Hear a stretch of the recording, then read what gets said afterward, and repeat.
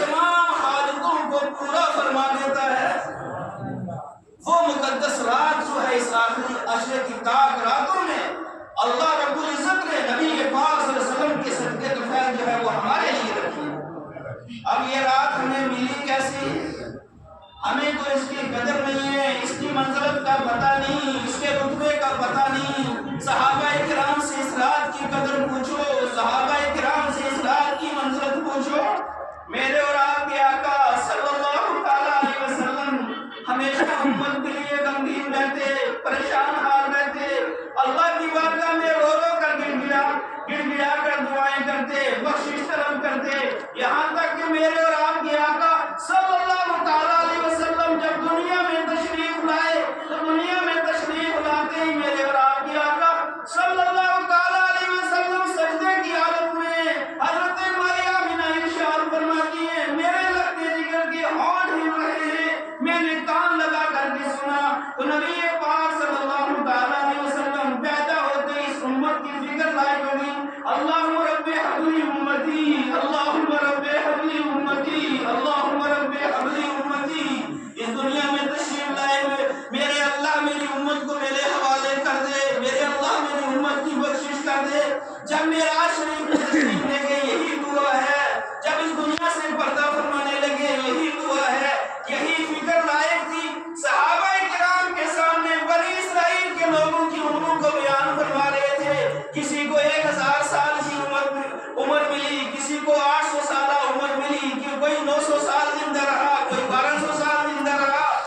صحابہ کرام کے سامنے جب یہ بیان فرما رہے تھے آقا کریم صلی اللہ علیہ وسلم بھی غمگین ہو گئے، صحابہ بھی غمگین ہو گئے جب صحابہ نے سنا کہ پہلی امتوں کی عمریں اتنی لمبی لمبی تھی۔ عرض کی حضور پہلی امتوں کو اللہ رب العزت نے اتنی طویل اور لمبی عمریں دی تھی، ان لمبی عمروں میں انہوں نے اللہ کی خوب عبادت کی ہوگی، بندگی کی ہوگی، اور ان کی عبادت ان کی بندگی جو ہے ہم سے بڑھ جائے گی، وہ عبادت میں ہم سے سبقت لے جائیں گے، وہ نیکیوں میں ہم سے آگے بڑھ جائیں گے۔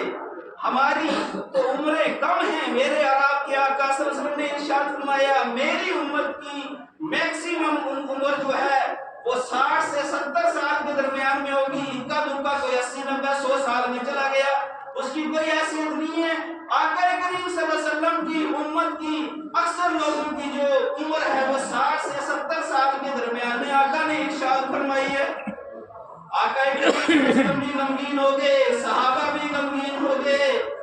کہ پہلی جو امتوں کے لوگ ہیں اور خاص کر بنی اسرائیل کے اندر شمعون نامی ایک شخص گزرا تھا، اس نے 1000 سال ایسے عبادت کی تھی جن میں وہ روزہ رکھتے تھے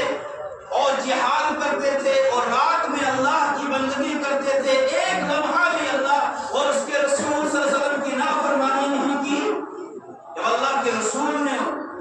شمعون کی عبادت کو ملاحظہ کیا، صحابہ کرام کے سامنے بیان فرمایا، اللہ کے رسول بھی غمگین ہوئے، صحابہ بھی غمگین ہوئے۔ اللہ کے رسول صلی اللہ علیہ وسلم کا غمگین ہونا تھا، اللہ رب العزت کی رحمت جوش میں آئی اور اللہ رب العزت کو یہ گوارا نہ ہوا کہ میرا محبوب اپنی امت کے لیے غمگین ہو، محزون ہو۔ فوراً جبریل علیہ السلام کو بلایا، حکم فرمایا اور جبریل جاؤ میرے محبوب کی بارگاہ میں یہ خوشخبری سنا کر کے آؤ، آپ کو غمگین ہونے کی ضرورت نہیں ہے، آپ کو پریشان ہونے کی ضرورت نہیں ہے۔ ٹھیک ہے بنی اسرائیل کو اتنی لمبی عمریں ملی تھی، انہوں نے میری عبادت کی ہے، لیکن محبوب تیرے وسیلے سے آپ کی امت کو اور آپ کو ایک ایسی رات عطا کر رہا ہوں، ایسی رات دے رہا ہوں کہ اس رات میں آپ کا جو امتی صدق کے دل کے ساتھ میری عبادت کر لے گا، اس ایک رات کے صدقے کے پیر میں اس کو حضرت کی عبادت کا ثواب ہوگا۔ اور 1000 مہینوں کے بنتے 83 سال 6 مہینے، 83 سال 6 مہینے جو بندہ مومن لیلۃ القدر میں صحیح معنوں میں اللہ کی عبادت کر لے اور عبادت اللہ کی بارگاہ میں قبول ہو جائے تو 83 سال 6 مہینے کی عبادت کا ثواب بھی ملے گا اور سابقہ سارے گناہوں کو رب معاف فرما دے گا۔ وہ مبارک رات جو ہے ہمارے اوپر سایہ ڈالنے والی ہے، آج کا دن بھی مبارک ہے، آنے والی شب بھی مبارک ہے، لہذا اس کو غنیمت سمجھتے ہوئے توبہ استغفار میں گزارے، بندگی میں گزارے، رونے اور گڑگڑانے میں گزارے۔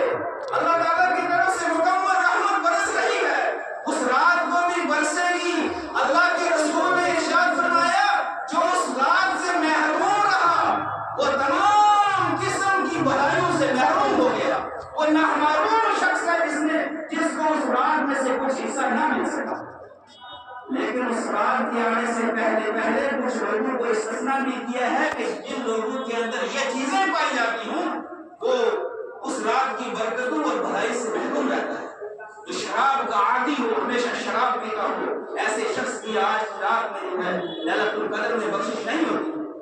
جو رشتہ داری کو کاٹنے والا ہو، قطع تعلق کیا ہوا، رشتہ داری کو ختم کیا ہوا ہو، سوشل بائیکاٹ کیا ہوا ہو، رشتہ داروں سے بات کو چھوڑا ہوا ہو، رشتہ داری ختم کی ہوئی ہو، تو میرے جنازے میں نہیں، میں تیرے جنازے میں نہیں، تو میرے گھر نہیں آنا، میں تیرے گھر نہیں آنا، اس کا وبال یہ ہوتا ہے کہ اس رات میں اور اس جیسی دوسری راتوں میں جو اللہ تعالیٰ کی طرف سے بخشش اور رحمت آنے والی ہوتی ہے، ایسی بخشش اور ایسی مغفرت ان لوگوں سے جو ہے روک دی جاتی ہے۔ تیسرا وہ شخص جو